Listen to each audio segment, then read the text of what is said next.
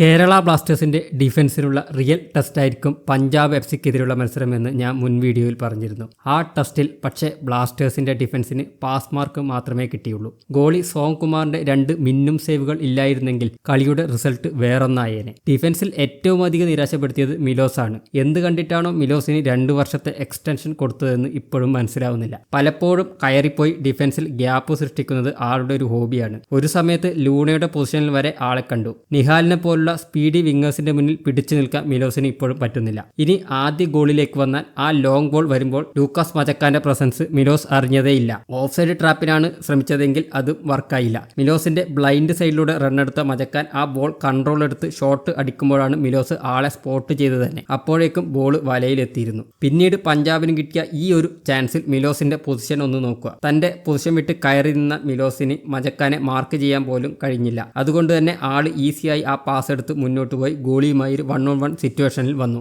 സോംകുമാറിന്റെ സേവാണ് ഇവിടെ നമുക്ക് രക്ഷയെത്തിയത്.